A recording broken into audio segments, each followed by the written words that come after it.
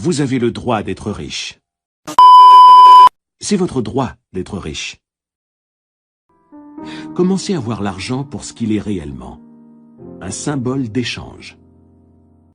Vous vous dites probablement, je veux plus d'argent. Je mérite un meilleur salaire. Vous devriez vous entourer de beauté et de luxe. Pourquoi vous satisfaire de juste assez pour tenir le coup quand vous pouvez jouir des richesses de l'infini?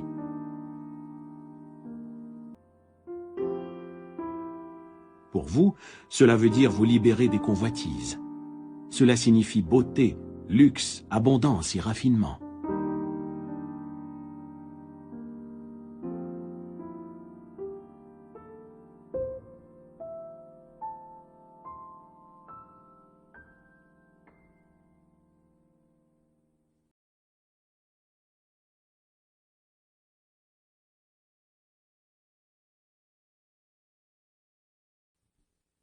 Je crois que la plupart des gens sont inadéquatement rémunérés.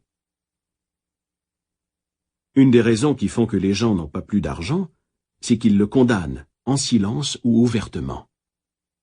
Ils parlent de sale fric, ou croient que l'amour de l'argent est la source de tout mal, etc. Une autre raison qui fait qu'ils ne s'enrichissent pas, c'est qu'ils ont un sentiment insidieux et inconscient que la pauvreté est une vertu. Ce modèle inconscient peut découler de l'éducation reçue dans la tendre enfance, des superstitions, ou encore être fondé sur une interprétation erronée des Écritures. L'argent est seulement un symbole. Au fil des siècles, il a pris de nombreuses formes comme monnaie d'échange. Sel, perles et babioles de toutes sortes. Dieu ne veut pas que vous viviez dans un taudis ou que vous mouriez de faim. Dieu veut que vous soyez heureux, prospères et que vous réussissiez. Dieu réussit toujours tout ce qu'il entreprend, qu'il fabrique une étoile ou un univers.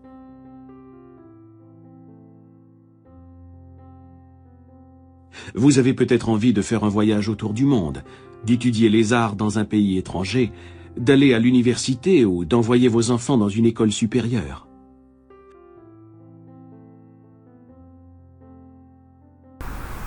Ce qu'il faut impérativement comprendre de la vie, c'est que c'est nous qui décidons si nous voulons être riches ou si nous voulons être pauvres. Dieu ne veut pas notre malheur, il ne veut que notre bonheur. Dieu n'est que réussite. Et donc, la superstition selon laquelle la pauvreté est une vertu n'est juste qu'une superstition émise par des hommes pour pouvoir justifier leur échec.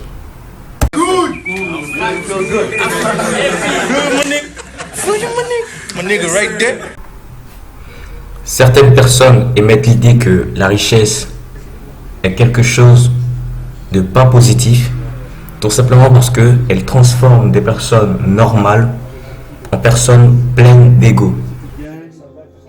Ce qu'il faut comprendre dans cette idée-là, c'est que toute chose sur la terre a deux volets.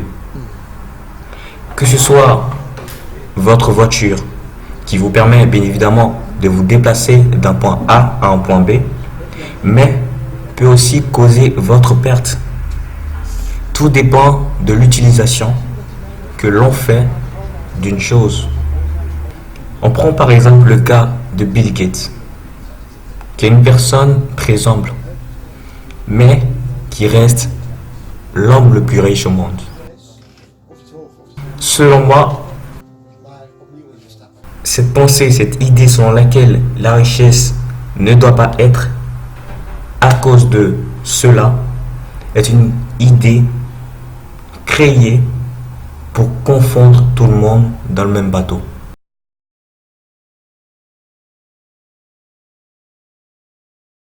Nous utilisons des billets de banque, des chèques, etc. Notre argent en papier n'est certainement pas mauvais, pas plus que nos chèques.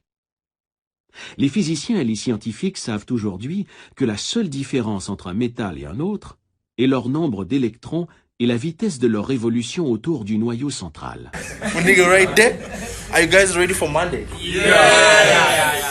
Le bout de papier dans votre poche se composent d'électrons et de protons arrangés différemment. Leur nombre et la vitesse de leur évolution diffèrent. C'est la seule différence entre le papier et la pièce d'argent dans votre poche. So tell me, do you guys feel like you wasted your time and money coming here? Or... Certains diront « Oh, les gens tuent pour de l'argent, ils volent pour de l'argent. » On a associé l'argent à d'innombrables crimes. Mais cela n'en fait pas quelque chose de mauvais.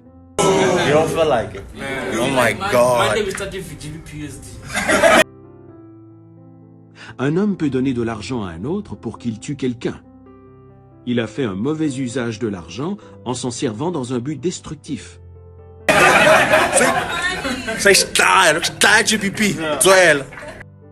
Même chose si vous apportiez un peu de terre de votre jardin et que vous la mettiez dans votre tasse de café pour le petit déjeuner. Ce serait votre mal. Pourtant, la terre n'est pas mauvaise. Pas plus que le café.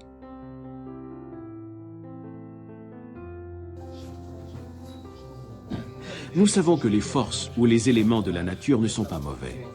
Ils nous font du bien ou du mal selon l'usage que nous en faisons. Un jour, un homme m'a dit « Je suis cassé. Je n'aime pas l'argent. C'est la source de tous les maux. »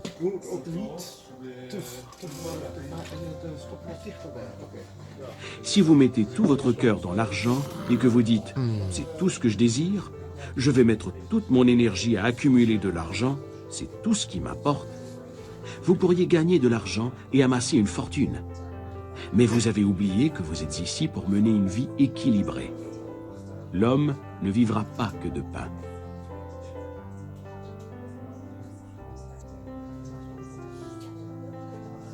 La nature recherche l'équilibre.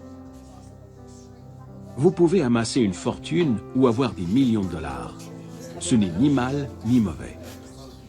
Aimer l'argent à l'exclusion de tout le reste n'amène que frustration, déception et désillusion.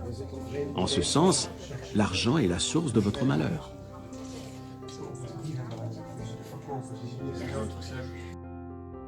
En faisant de l'argent votre seul but, vous avez tout simplement fait le mauvais choix.